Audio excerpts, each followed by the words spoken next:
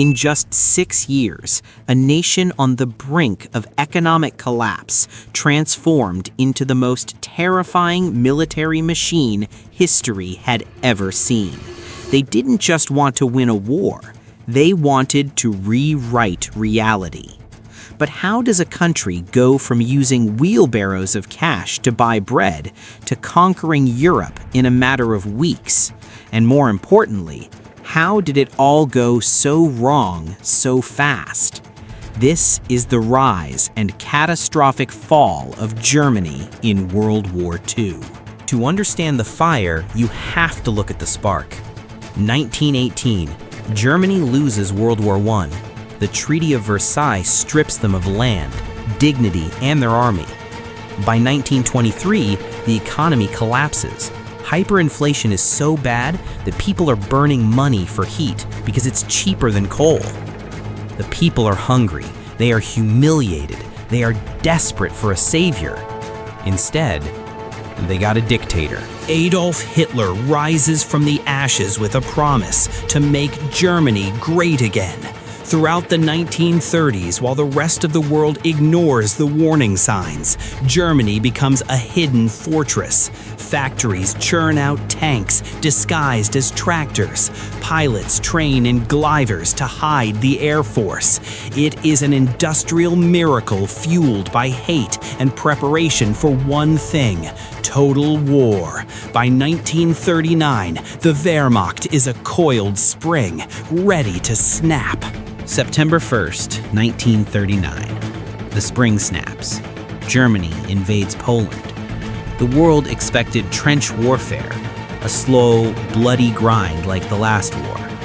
Germany gave them something new: Blitzkrieg, lightning war. It was a symphony of destruction. Tanks punched holes in the lines, infantry flooded through, and Stuka dive bombers screamed from the sky to paralyze the enemy with fear.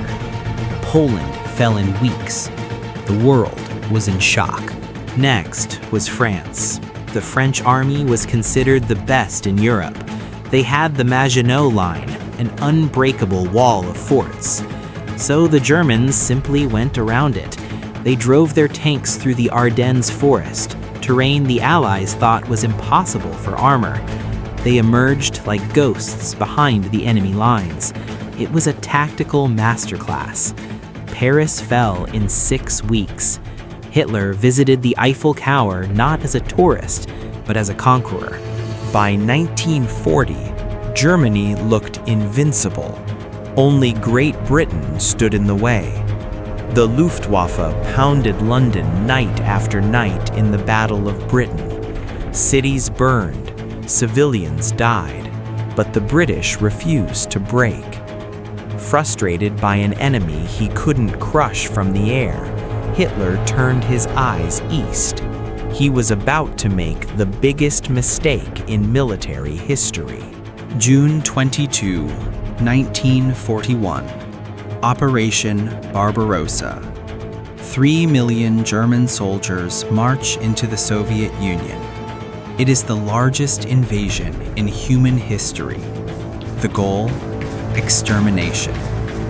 At first, it's another victory. The Red Army collapses. The Germans capture millions of prisoners.